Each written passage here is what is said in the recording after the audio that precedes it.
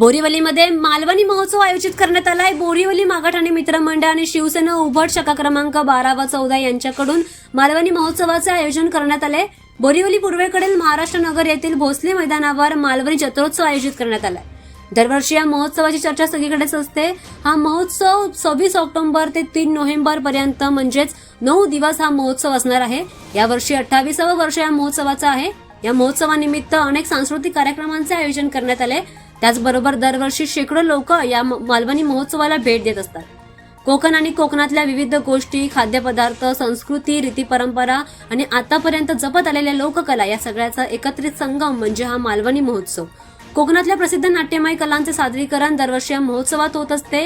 या कला आणि नाटक बघायला जास्तीच्या संख्येमध्ये लोक येत असतात, म्हणून या महोत्सवाची चर्चा सगळीकडेच असते।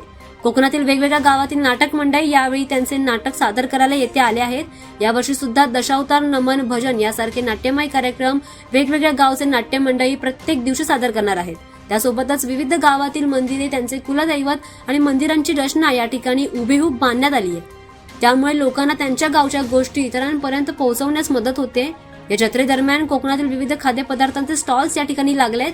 अगदी मालवणी मसाल्यांपासून ते कोकणचा सुखामेवा, सुके मासे आणि मांसाहाराच्या विविध पदार्थांचे येथे स्टॉल्स लागलेत।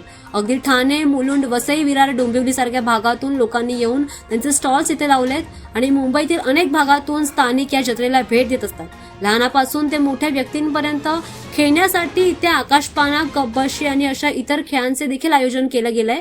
दरवर्षी अनेक मराठी कलाकार आणि तसेच नेते मंडळी देखील या महोत्सवाला भेट देत असतात। त्यामुळे तुम्ही सुद्धा या महोत्सवाला लवकरच भेट द्या आणि तुमचा अनुभव आम्हाला कमेंट करून सांगा।